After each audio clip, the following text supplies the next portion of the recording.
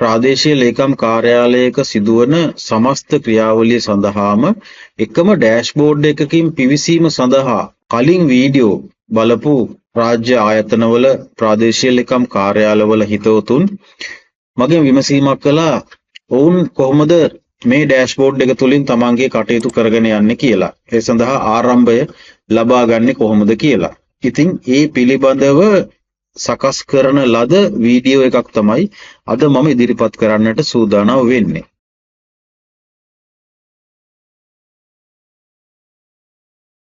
ඔබ දන්නවා ප්‍රාදේශීය ලේකම් කාර්යාලයක කටයුතු අදටත් 99%ක්ම සිදුවන්නේ ලිපිගොනු හරහා කියලා. ඉතින් මේ ලිපිගොනු හරහා විවිධ පොත්පත් හරහා මේ රාජ්‍ය සේවය තුළ තිබෙන විවිධ ක්‍රියාවලි සිදු කරන විට ඒ තුලින්ම ප්‍රමාද වීම, ඒ වගේම අකාර්යක්ෂමතා, ඒ වගේම අත්වැරදීම් සිදුවීම මෙවැනි දේවල් බොහෝ සිද්ධ වෙනවා. මේකේ අවසාන ප්‍රතිඵලය තමයි මහජනයා රාජ්‍ය සේවය පිළිබඳව යම්කිසි කලකිරීමකට පත්වීම. ඩිජිටල් කරණය තුලින් මෙන්න මේ අප්‍රසාදයට ලක්වීම වළක්වා ගන්න පුළුවන්. ඉතින් ඒ සඳහා දරන ප්‍රයත්නයක් තමයි මේ තියෙන්නේ. මෙම ප්‍රයත්නය බොහෝ විට සාර්ථක වන්නේ මෙම පද්ධතිය ලංකාවේ තිබෙන සෑම ප්‍රාදේශීය ලේකම් කොට්ටාශයකම ක්‍රියාත්මක කිරීම සඳහා භාවිතා කිරීම තුලින්. ඉතින් මේ පද්ධතිය මම සකස් කරලා තියෙන්නේ ප්‍රාදේශීය ලේකම් මට්ටමින්, දිස්ත්‍රික් ලේකම් මට්ටමින්, අමාත්‍යාංශ ලේකම් මට්ටමින් සහ ජනාධිපති ලේකම් මට්ටමින් මුළු ශ්‍රී ලංකාවේම සිදුවන රාජ්‍ය සේවය මොනිටර් කිරීමට පහසු වන ආකාරයට. ඉතින් මේක සිදුවන්නේ කොහොමද කියන එක, ඒ වගේම ඔබගේ ප්‍රාදේශීය ලේකම් කාර්යාලයට මේ පද්ධතිය අනුගත කරගන්නේ කොහොමද කියන එකත් පිළිබඳව අපි දැන් කතා කරමු. යම්කිසි ප්‍රාදේශීය ලේකම් කාර්යාලයකට මෙම පද්ධතිය ලබා ගැනීමට අවශ්‍ය නම් සිදු කළ යුත්තේ මුලින්ම එම ප්‍රාදේශීය ලේකම් කාර්යාලයේ පද්ධති පරිපාලක කෙනෙක් විදිහට රෙජිස්ටර් වෙන එක. මෙන්න මේ රෙජිස්ටර් කියන බටන් එක ක්ලික් කරලා මේක කරගන්න පුළුවන්. නම, NIC නම්බර් එක, ජෙන්ඩර් එක, ඒ වගේම උපන්දිනය, ඊමේල්, ඔබගේ ප්‍රාදේශීය ලේකම් කාර්යාලයේ පිහිටලා තිබෙන පළාත, ඒ වගේම දිස්ත්‍රික්කය, ඒ වගේම ප්‍රාදේශීය ලේකම් කොට්ටාශය, ඒ වගේම ඔබ මොන අමාත්‍යාංශයකට අනුයුක්තවද කටයුතු කරන්න කියන එක. ඊළඟට ඔබ සේවය කරන සෙක්ෂන් එක මෙතන එකක් තෝරගන්න. ඊළඟට ඔබේ තනතුර, ඒත් එක්කම ෆෝන් නම්බර් එක. මේ ටික සපයලා ක්‍රියේට් account කියලා එක ක්ලික් කළාට පස්සේ ඔබට ඊමේල් පණිවිඩයක් ලැබෙනවා ඔබගේ මෙන්න මේ ලබා දුන්න ඊමේල් ලිපිනයට. ඔබට එන එම ඊමේල් පණිවිඩයේ තිබෙන ලින්ක් එකක්. ඒ ලින්ක් එක ක්ලික් කිරීමෙන් පසු තමයි ඔබගේ ඊමේල් ලිපිනය නිවැරදි එකක් බවට තහවුරු වන්නේ. ඒ වගේම ඔබ එසේ තහවුරු කරගත් පමණින් මේ පද්ධතියට ලොගින් වීමට දෙන්නේ නැහැ. ඒ සඳහා ඔබ නැවත මැනුවලි මේක තහවුරු කරගන්න වෙනවා. ඒක පළවෙනි පද්ධති පරිපාලක ඔබ නිසා ඔබගේ ගිණුම තහවුරු කරන්න වෙන්නේ මේ පද්ධති සංවර්ධක විසින්. ඒ නිසා මගේ දුරකථන අංකය තිබෙනවා. දුරකථන අංකයට ඇමතුමක් දෙන්න. එවිට මම ඔබගේ අනන්‍යතාවය තහවුරු කරගෙන ප්‍රාදේශීය ලේකම් කාර්යාලයේ පද්ධති පරිපාලක වශයෙන් ඔබව සිස්ටම් එක තුල සකස් කරනවා. ඊළඟට ඔබට පුළුවන් ඔබගේ ප්‍රාදේශීය ලේකම් කාර්යාලයේ සේවය කරන අය මෙහි රෙජිස්ටර් කරවන්න. ඒ අය රෙජිස්ටර් වුණාට පස්සේ ඒ අයව තහවුරු කරන්නේ අර කලින් රෙජිස්ටර් වෙච්ච පද්ධති පරිපාලක. ඉතින් මේක තමයි මූලික අදියර. සියලුම දෙනා රෙජිස්ටර් වෙන්න තියෙන්නේ මෙන්න මේ රෙජිස්ට්‍රේෂන් ෆෝම් එක තුලින්. මේ විදිහට සියලුම දෙනාගේ ඊමේල් තහවුරු කරගත යුතුයි. ඒ වගේම පද්ධති පරිපාලක විසින් මේ ඇතුළත් කර ඇති තොරතුරු නිවැරදි බවට මැනුවලි සනාථ කරගෙන පද්ධතිය තුල ඔහු හෝ ඇයව ඒ සෙක්ෂන් එකේ ඒ රෝල් එකට අනුයුක්ත කරගත යුතුයි. ඒ පිළිබඳව තොරතුරු මට ලබා දෙන්න පුළුවන් මෙහි රෙජිස්ටර් වෙන පද්ධති පරිපාලකට. ඊළඟට මම ඔබට පෙන්වන්නම් මේ පද්ධතිය තුල කොහොමද ඒ ලියාපදිංචි වෙච්ච අයව ඔබ වෙරිෆයි කරන්න කියලා. මෙන්න මෙතනදී අදාළ නිලධාරියාව සිලෙක්ට් කරන්න තියෙනවා. මම මෙතන ක්ලික් කරන්නේ නැහැ. මොකද මෙතන නම් ලිස්ට් එකක් එන නිසා. මෙතනින් ලියාපදිංචි වූ සියලුම නිලධාරීන්ගේ නාම ලේඛනේ පෙන්නනවා. එතනින් අදාළ නිලධාරියාව සිලෙක්ට් කරලා මෙතනින් රෝල් එක හැටියට දෙනවා. එයා සාමාන්‍ය යූසර් කෙනෙක්ද කියලා. යූසර් කෙනෙක් නම් මෙතන යූසර් කියලා දෙනවා. එයාගේ secondary role එක දෙනවා account branch එකේ කෙනෙක්ද එහෙම නැත්නම් account branch එකේ stores එක බාරව ඉන්න කෙනෙක්ද accountantද AD planningද AOද assistant divisional secretaryද අන්න ඒ වගේ අදාළ රෝල් එක මෙතනින් තෝරන්න තියෙන්නේ. ඉතින් එහෙම තේරුවට පස්සේ මෙන්න මෙතන තියෙන මේ නිල් පාට බටන් එක ක්ලික් කළාට පස්සේ එම නිලධාරියා මේ අදාළ පරිදි ස්ථානගත වෙනවා මෙම පද්ධතිය තුල. ඊට පස්සේ මෙන්න මේ ඩෑෂ්බෝඩ් එකට ඔහුට පිවිසෙන්න පුළුවන් අර මං කලින් පෙන්නපු ලොගින් ෆෝම් එක හරහා. එතකොට මේ ඩෑෂ්බෝඩ් එකේ ඔහුට පිවිසෙන්නට පුළුවන් වන්නේ මේ තිබෙන ලින්ක් වලින් ඔහුට අදාළ ලින්ක් එකට විතරයි.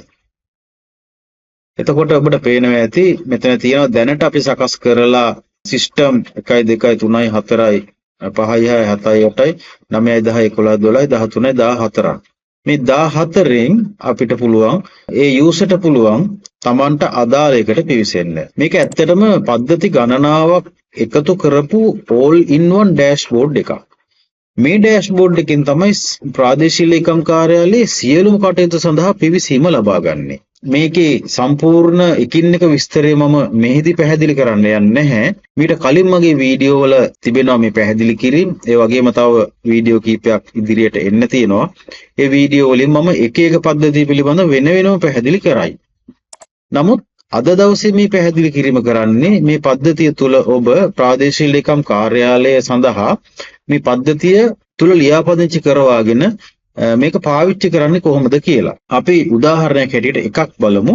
දැන් හදිසියේ ඔබට නිවාඩු අයදුම් කරන්න අවශ්‍ය නම් ඔබ දැනට කරන්නේ ප්‍රාදේශීය ලේකම් වෙත එක්කෝ SMS පණිවිඩයක් යවන එක, එහෙම නැත්නම් WhatsApp පණිවිඩයක් යවන එක, ඊමේල් එකක් යවන එක, කාර්යාලයේ ඇතුලේ ඉන්න කෙනෙකුට දුරකථන ඇමතුමක් දීලා ඒ පණිවිඩය දැනුම් දෙන එක ක්‍රම ගණනාවක්. ඒකෝට මේ ක්‍රම ගණනාව බොහොම අපිළිවෙලයි. ඉතින් මේ නිසා ඔබට හදිසියේ අද දවසේ උදෑසන සිදු වුණා නම් කාර්යාලයට නොයා නිවාඩුවක් අයදුම් කරන්න ඒ සඳහා මෙන්න මේ පද්ධතිය පාවිච්චි කරන්න පුළුවන් නිවාඩු අයදුම් කිරීම කියන එක. ඉතින් ඔබ අයදුම් කළ නිවාඩු සියල්ලම මෙහි පෙන්වනවා. මෙතනින් ඔබට බලා ගන්න පුළුවන් රිවිව් එකක්. මෙතන ඔබගේ නමගම සහිතව ප්‍රාදේශීය ලේකම්ට නිල ලිපියක් රාජකාරී ලිපියක් තමයි යවෙන්නේ. ප්‍රාදේශීය ලේකම් කාර්යාලයේ නිල ඊමේල් ලිපිනය වෙත මෙම පණිවිඩය ලැබෙනවා. ඒ වගේම පොදු පළාත් දිනය මේ තුලින් පුළුවන් මාසයකට වරක් පවත්වන පොදු පළාත් දින රැස්වීම ඩිජිටලි පවත්වන්න. ඒ නිලධාරීන් තම කටයුතු මාසය තුල සිදු කරන දේවල් විශේෂ දේවල් පුහුණු වැඩසටහන් වැනි දේවල් වල ඡායාරූප 3ක් සහ තොරතුරු මේ පද්ධතිය තුලින් ඇතුළත් කරලා තබන්න පුළුවන්. පොදු පළාත් දිනය පැවැත්වෙන දිනේදී මේ පද්ධතිය තුලට පිවිසීමෙන් ඒ නිලධාරියාගේ නම සිලෙක්ට් කළාට පස්සේ ඒ නිලධාරියා තෝරාගත් කාල සීමාවක් තුල සිදු කළ දේවල් ටික බලා ගන්න පුළුවන්. මේක ඒ නිලධාරියාගේ රාජකාරීමේ ජීවිතයේ සම්පූර්ණ වැඩ තොරතුරු ගබඩාවක් බවට පත් වෙනවා. ඒ වගේම තමයි මේ පද්ධතිය තුලින් පුළුවන් සාමාන්‍යයෙන් ජනතාව තමන්ගේ ප්‍රාදේශීය ලේකම් කාර්යාලය පිළිබඳව දක්වන අදහස් තොරතුරු ෆීඩ්බැක්ස් ලබා ගන්න. එතකොට මේ තියෙන එහෙම සාම්පල් එකක් මේ දාපු ෆීඩ්බැක් සාම්පල් එකක්. අපි QR කෝඩ් එකක් සකස් කරලා විවිධ තැන්වල අංශවල ප්‍රදර්ශනය කරනවා මේ ෆීඩ්බැක් ලබා ගැනීම සඳහා. එතකොට මේ ෆීඩ්බැක් ටික ආවට පස්සේ මෙන්න මේ ඩෑෂ්බෝඩ් එකට ගිහිල්ලා බලා ගන්න පුළුවන් මේ ෆීඩ්බැක් කොහොමද අපිට හම්බ වෙලා තියෙන්නේ එක අංශවලට කියලා. මෙතනදී මේ ගැන මම වැඩි විස්තර කරන්න යන්නේ නැහැ. සාමාන්‍ය දල අවබෝධයක් තමයි මේ ලබා දෙන්නේ. ඊට පස්සේ මේකට යන්න මම තැපෑල කියන එකට. මේ තැපෑල කියන එක තුලින් පුළුවන් ප්‍රාදේශීය ලේකම් කාර්යාලයට පැමිණෙන තැපෑල සහ ප්‍රාදේශීය ලේකම් කාර්යාලයෙන් එළියට යන තැපෑල දෙකම මෙතනින් මැනේජ් කරන්න පුළුවන්. එන ලිපි ඒ අංශ වලට බෙදා හැරීම කරන්න පුළුවන්. යන ලිපි තැපැල් කාර්යාලයට යවන මුද්‍රා අලවන තැනට යනකල් මෙතන ඇතුලේ කළමනාකරණය කරන්න පුළුවන්. මේ පද්ධතිය ඔබගේ ප්‍රාදේශීය ලේකම් කාර්යාලයේ ස්ථාපිත කරගත්තට පස්සේ මම ඒවා සියල්ලම ඔබට පැහැදිලි කරලා දෙනවා එකින් එක. ඊළඟට මේ සංවර්ධන ප්‍රගති වාර්තා නැරඹීම සඳහා මේ ස්ථානයෙන් පිවිසෙන්න පුළුවන්. මේ තියෙන ඒ වාගේ තොරතුරු පද්ධතිය. ඒකෙම ඔබට පුළුවන් ප්‍රස්ථාරිකව බලා ගන්න මේක සංවර්ධන අංශයට අදාළව තියෙන එක. ඇනලිටික්ස් කියන එක තුලින් ප්‍රස්ථාරිකව බලා ගන්න පුළුවන් මේ වෙනකොට ඔබගේ ප්‍රාදේශීය ලේකම් කොට්ටාශයේ සංවර්ධන අංශයෙන් සිදු කරන විවිධ ව්‍යාපෘතිවල ප්‍රගතිය. ඒ වගේම තමයි පෝෂණ මුද්දර වැඩසටහන මේක තුලින් කරන්න පුළුවන්. පෝෂණ මුද්දර නිකුත් කිරීම සඳහා ඇප්ලිකේෂන් එක මෙතනින් ෆෝම් එකක් තියෙනවා. මේ ෆෝම් එකේ පෝෂණ මුද්දරේ ඇප්ලිකේෂන් එකට අදාළ සියලුම දේවල් ටික තියෙනවා. ඒක තනි ඩේටාබේස් එකකට එනවා. පස්සේ විවිධ ආකාර ඇනලයිසිස් කරන්න පුළුවන්. මේක තුලින් report and analysis කියන එක තුලින් විවිධාකාර විදිහට reports ලබා ගන්න පුළුවන්. ඊළඟට ව්‍යවසායක දත්ත පද්ධතිය තමන්ගේ ප්‍රාදේශීය ලේකම් කොට්ටාශයේ සිටින සියලුම ව්‍යවසායකයින්ගේ තොරතුරු ඇතුළත් දත්ත පද්ධතියක් මේ තුලින් සකස් කරගන්න පුළුවන්. ඊට පස්සේ නිලධාරීන්ගේ විවිධ හැකියාවන් මෙහි ඩිස්ප්ලේ කරනවා. මේ ලංකාවේ සෑම ප්‍රාදේශීය ලේකම් කොට්ටාශයකම මෙම පද්ධතිය පරිශීලනය කරන පරිශීලකයන්ට දැක බලා ගන්න පුළුවන්. එසේ සකස් කර තිබෙන්නේ තමන්ට යම්කිසි හැකියාවක් තිබෙනවා නම් ඒ හැකියාව තවත් ප්‍රාදේශීය ලේකම් කොට්ටාශයකට ලබා දීම සඳහා අදාළ සම්බන්ධීකරණය සිදු කිරීම සඳහා. ඉතින් රාජ්‍ය සේවය තුළ විවිධ හැකියාවන් තියෙන අයට තමන්ගේ තොරතුරු මෙහි දාලා තියන්න පුළුවන්. මේක සෝෂල් නෙට්වර්ක් එකක් වගේ තමයි ක්‍රියාත්මක වෙන්නේ. ඊට පස්සේ ඇලෝකේෂන් කියන එකෙන් ප්‍රාදේශීය ලේකම් කාර්යාලයේ ගිණුම් අංශයට ලැබුණු විවිධ අමාත්‍යාංශ වලින් ලැබුණු ප්‍රතිපාදන පිළිබඳ තොරතුරු සියල්ලම දත්ත ගබඩාවකට ලබා ගන්න පුළුවන්. ප්‍රතිපාදන නිකුත් කිරීම ඒ වගේම විවිධාකාර ප්‍රතිපාදන වල ආශ්‍රිත ක්‍රියාකාරකම් මේ ඩේටාබේස් එකේ පවතිනවා.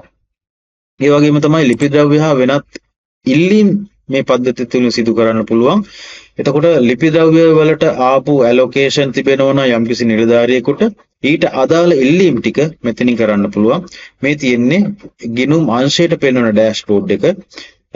විවිධ නිකුත් කිරීම ඔබට ගබඩාවේ තිබෙන සියලුම තොරතුරු මේ වෙනකොට නිකුත් කරලා තියෙනවා. ඒ වගේම ස්ටොක් එක ඒ සියල්ල මේකෙන් බලා ගන්න පුළුවන්. නිකුත් කිරීම සහ අදාළ රිපෝට්ස් මේකෙන් ගන්න පුළුවන්. ඊළඟට තමන්ගේ ප්‍රාදේශීය ලේකම් කොට්ටාශයේ තියෙන විවිධ සංවිධාන පිළිබඳ තොරතුරු පද්ධතියක් මේකේ පවත්වාගෙන යන්න පුළුවන්. ඔබට අවශ්‍ය ඕනෑම වෙලාවක යම්කිසි සංවිධානයක සිටින සභාපති ලේකම් භාණ්ඩාගාරික යන අයගේ දුරකථන අංක ඒ contact details මේ තුලින් ඔබට ලබා ගන්න පුළුවන්. ඒ වගේම ලේඛනාගාරය සඳහා අපි සකස් කරමින් පවතින තාම මේ පද්ධතිය. ඒ වගේම ආපදා කළමනාකරණ කටයුතු සඳහා සකස් කරපු ඩේටාබේස් එකකුත් මේකේ තියෙනවා. ඒකත් ඔබට පාවිච්චි කරන්න පුළුවන්. මෙන්න විධාතා කියන එකට ගියොත් එහෙම ඔබට පුළුවන් විධාතා සම්පත් මධ්‍යස්ථානයේ සේවය ලබා ගැනීම සඳහා පැමිණෙන අයගේ තොරතුරු ගබඩාවක් පවත්වාගෙන යන්න.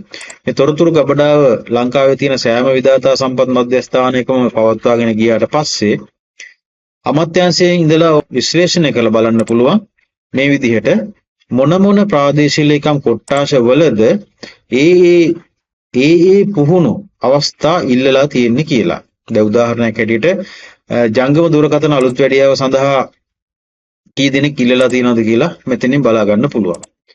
ඉතින් මෙන්න මේ වාගේ සම්පූර්ණ දත්ත පද්ධතියක් දක්වා සංවර්ධනය කෙරෙමින් පවතින all in one dashboard එකක් තමයි මේ තියෙන්නේ. මේක ඔබ ලබා ගත්තට පස්සේ මේන් පසුත් ඔබට මේකේට තව දුරටත් එකතු කරන අනිකුත් සියලු මංගෝපාංගවල පහසුකම් ලබා ගන්න පුළුවන්. ඔබට තේරෙනවා ඇති ප්‍රාදේශීය ලේකම් කාර්යාලයක ඇති දත්ත පද්ධති එහෙම නැත්නම් ප්‍රාදේශීය ලේකම් කාර්යාලයක් සඳහා සකස් කළ හැකි දත්ත පද්ධති වල ඉතාමත්ම සීමිත ප්‍රමාණයක් මෙතන තාම තියෙනවා.